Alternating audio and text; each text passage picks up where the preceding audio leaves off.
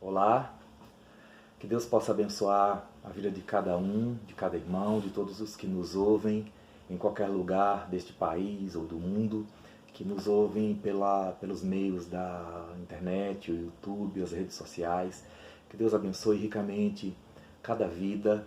E eu gostaria de, neste momento, trazer uma palavra do Senhor, a leitura da palavra do Senhor para nossa edificação, para que o Senhor possa falar aos nossos corações e nos ensinar o caminho que devemos andar.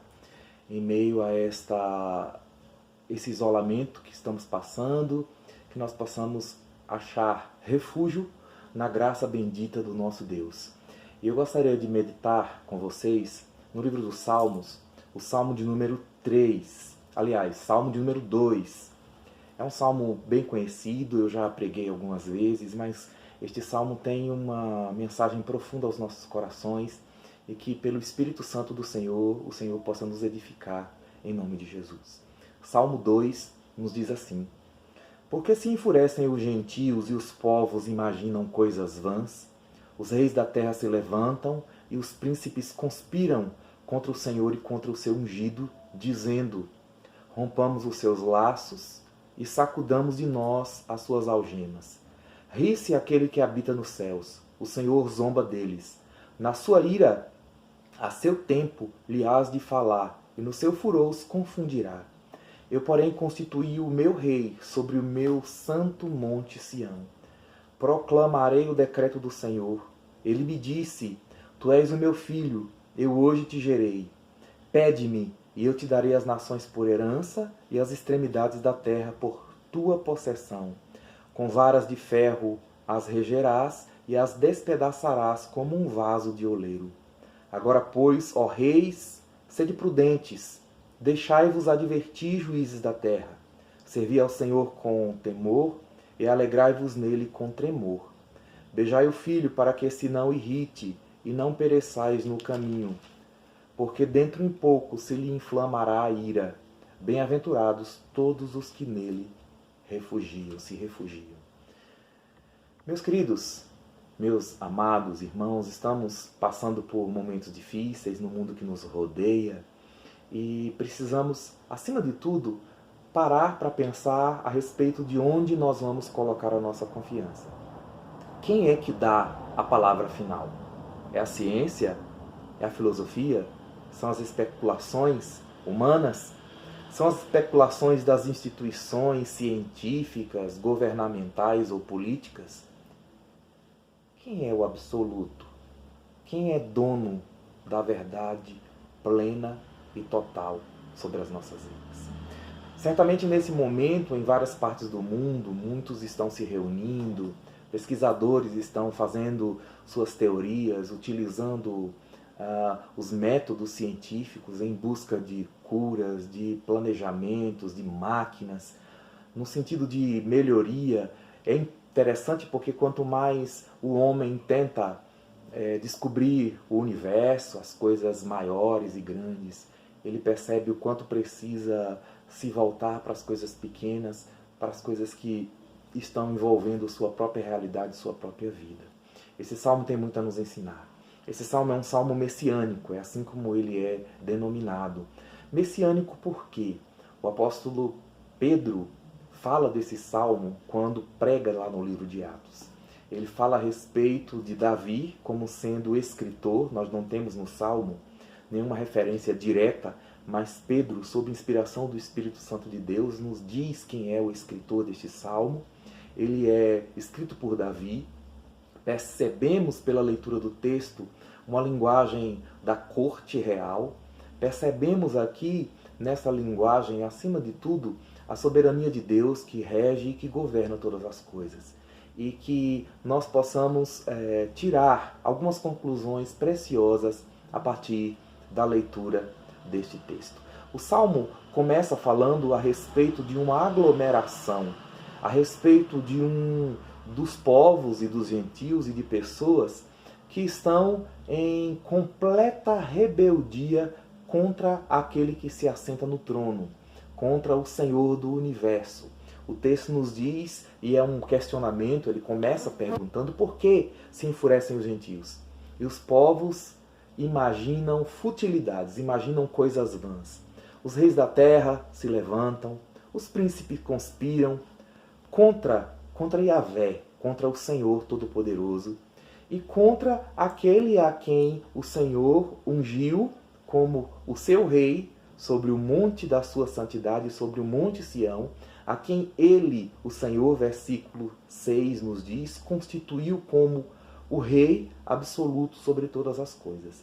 Esse texto nos fala a respeito da pessoa gloriosa de Jesus Cristo, o Filho de Deus, que Deus o elegeu, Deus o ungiu e o colocou como Senhor absoluto sobre todas as coisas, o Deus homem, aquele que se encarnou, habitou aqui para se tornar rei absoluto, governante absoluto sobre todas as coisas, numa esfera muito maior do que aquela que nós imaginamos, muito maior do que a esfera social, política, governamental do mundo humano, físico e de tudo aquilo que envolve aquilo que é nosso, porque o seu reino é espiritual e vai além dessa nossa realidade. Mas o texto nos fala a respeito do homem que se envolve em coisas vãs, em coisas fúteis, em futilidades, no sentido de não fazer aquilo pelo qual Deus, o soberano absoluto sobre todas as coisas, estabeleceu.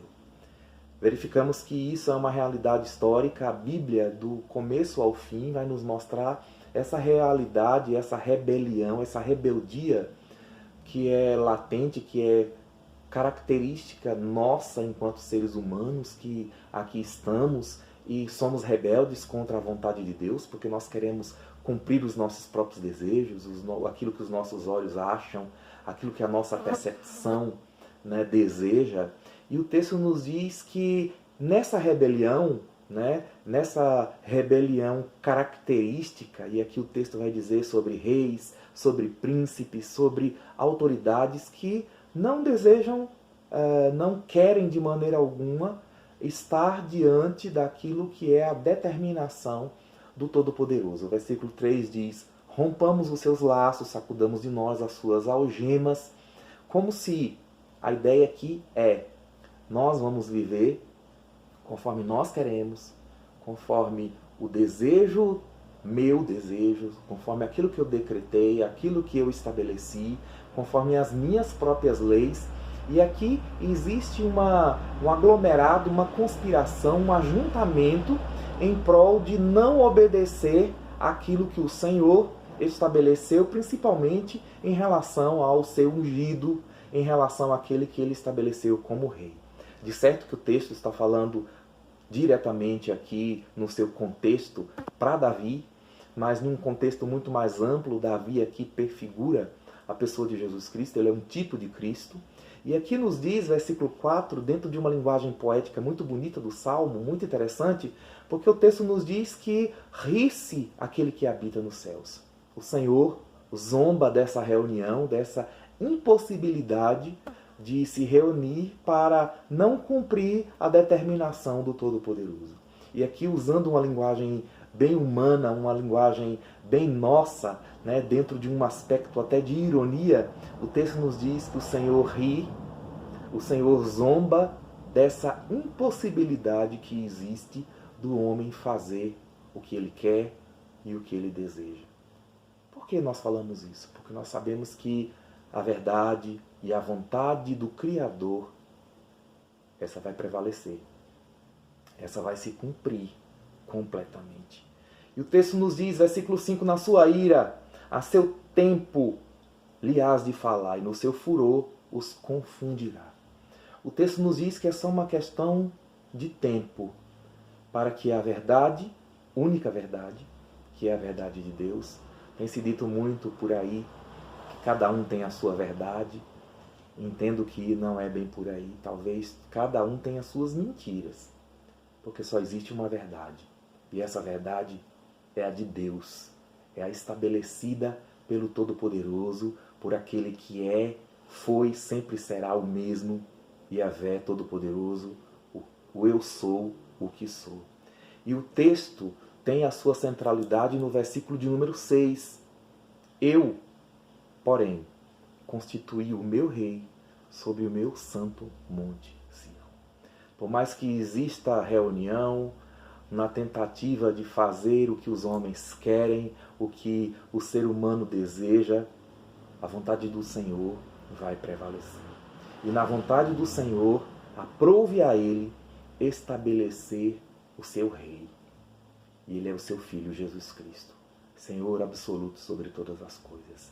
Ele é o Rei, Ele está no centro do universo, não há outro nome acima, não há outro nome pelo qual devemos dar toda a glória e toda a honra, é a Jesus. Está acima de todo e qualquer outro nome. E nós devemos submeter as nossas vidas diante do Senhor.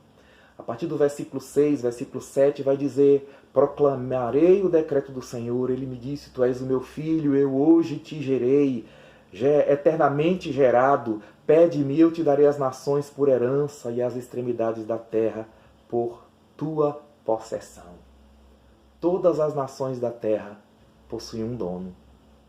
Cada povo, cada tribo, cada nação tem um único dono, dono absoluto por criação, dono absoluto porque assim o Senhor absolutamente estabeleceu Jesus Cristo como Senhor absoluto sobre todas as coisas.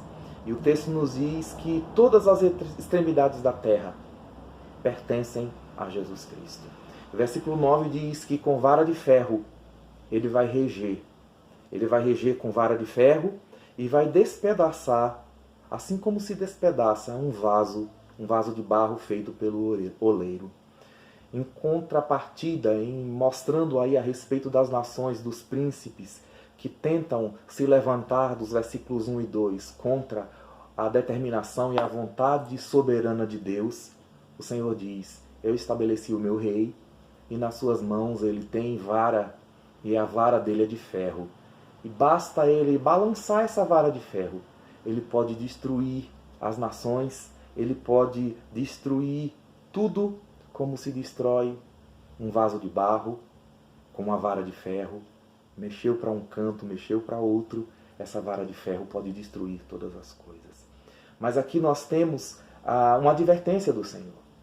A palavra do Evangelho, a palavra que nós pregamos, a palavra que eu fui chamado para pregar, a palavra que a Igreja Santa do Senhor foi chamada para anunciar, é esta palavra que está aqui também no Salmo de número 2, um salmo que parece ser aquele salmo que estabelece que Deus é poderoso, que Ele vai fazer e que o Senhor tem uma vara de ferro nas suas mãos, e de fato tem, porque Ele é o Todo-Poderoso. Mas no versículo 10 diz assim: agora, pois, ó reis, sede prudentes, deixai-vos advertir, juízes da terra. Servi ao Senhor com temor e alegrai-vos nele com tremor. Aqui nós temos a palavra de esperança. Sejam prudentes, hajam com prudência. Pense novamente, abandone a rebeldia, deixe-se advertir, permita ser advertido, haja com prudência diante do decreto do Todo-Poderoso. Sirvam a esse Senhor, temam a Ele, tremam diante da sua presença com alegria. Aqui é um aspecto muito interessante do temor, um temor alegre, um temor de reverência, de respeito, de saber quem de fato Ele é. E o versículo 12 é um dos meus preferidos, diz: beijai o filho, para que se não irrite e não pereçais no caminho. Porque dentro em breve, falta pouco tempo, Ele vai inflamar a sua ira. Falta pouco tempo, eu não sei quanto, mas por enquanto Ele ainda nos dá a possibilidade de nos deixarmos advertir, de abrir o nosso entendimento, de submeter as nossas vidas diante do Todo-Poderoso, porque serão felizes todos os que assim procederem, diz o versículo, o último versículo, a última parte desse salmo. Bem-aventurados, felizes todos os que nele se refugiam. Vamos beijar o Filho, vamos beijar os seus pés, vamos submeter as nossas vidas aquele a quem Deus estabeleceu como o seu rei, como súditos deste rei, com temor e tremor, possamos nos curvar diante da sua presença, beijar os seus pés e dizer: venha, Senhor, o teu reino, domina sobre a minha vida, eu sou súdito da tua vontade. Eu estabeleço, eu entendo que não é a minha vontade, não é a vontade do que emana e do que está aqui presente entre nós humanos, mas eu me submeto à tua verdade, à vontade de Deus, que é boa, perfeita e agradável, porque Deus estabeleceu Jesus Cristo como Senhor. O livro de Apocalipse, que narra as últimas coisas, vai nos dizer que todo joelho se dobrará. Toda criatura que há nos céus, debaixo da terra, toda a criação vai se dobrar diante de Jesus Cristo e vai dizer que Ele é o Senhor. Querendo ou não, todos vão dizer: Ele é Senhor absoluto sobre todas as coisas. Portanto, meu amigo, minha amiga, você que nos ouve, se ajoelhe, se submeta. A palavra adoração significa isso. Se abaixar, se curvar. E beije os seus pés, beije o Filho de Deus, aquele que foi estabelecido e ungido para ser Senhor da minha vida e da tua vida. E assim seremos bem-aventurados. Somos bem-aventurados, para a glória e honra do nome santo do Senhor. Que Deus abençoe ricamente a tua vida, em nome de Jesus.